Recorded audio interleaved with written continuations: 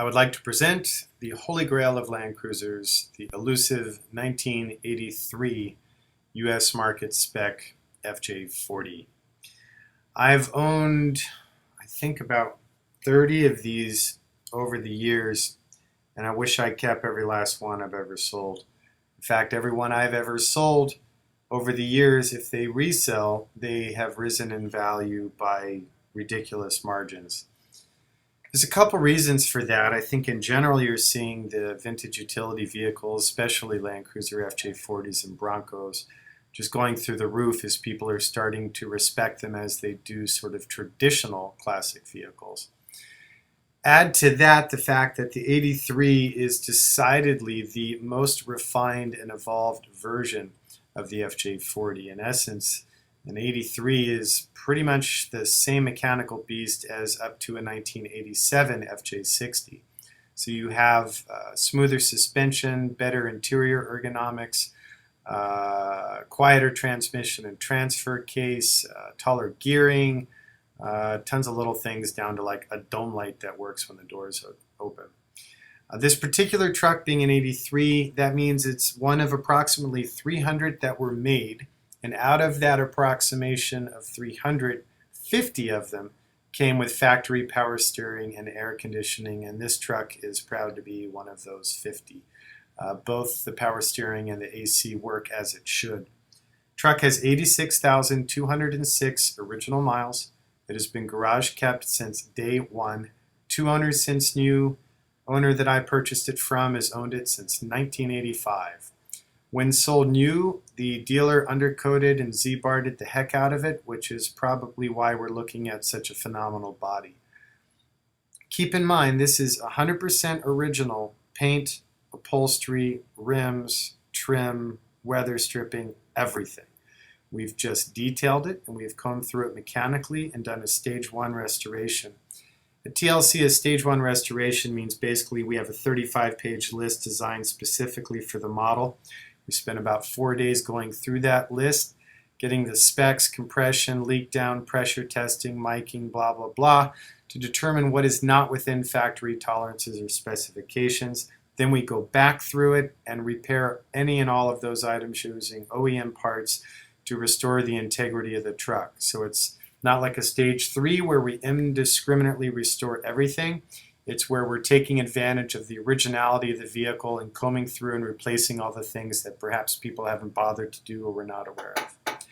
In the case of this truck, I mean, the second it rolled in here, ran and drove great. So not tons of stuff, but still a good probably $6,000 worth of work.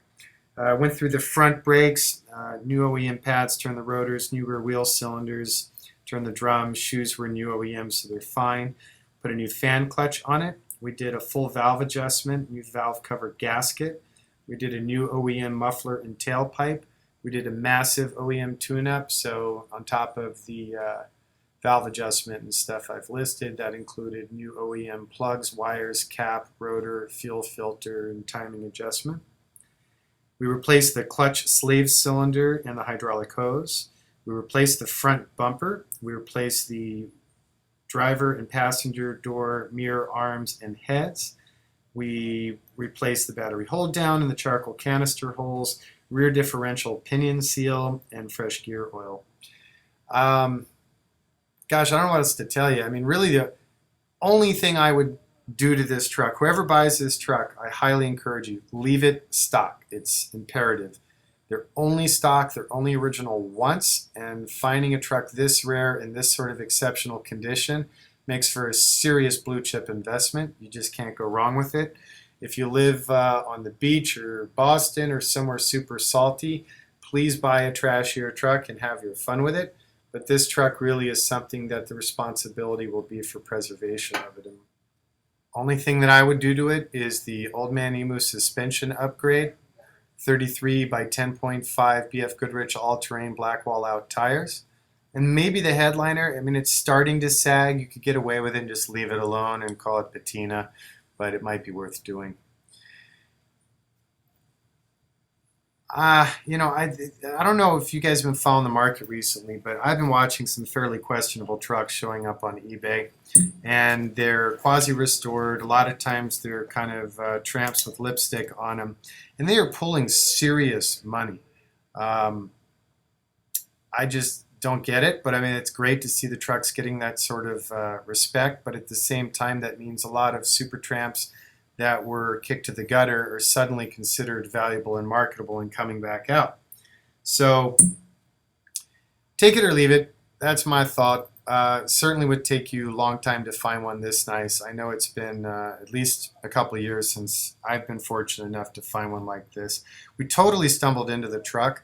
The owner, his friend, saw a client climbing the Rockies in an Icon FJ40. They struck up a conversation, and that guy said, oh, well, my friend has got this truck. His wife's on him to redo the house, so he may need to be selling it.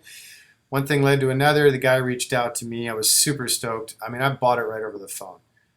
It's just the right deal, the right story, the right situation. So I'll shut up now. I'll just let the video play out. You're welcome to come test drive the truck. We're in Chatsworth, California. We ship internationally. Hopefully this truck will stay in the U.S. since it's such a rare U.S. version.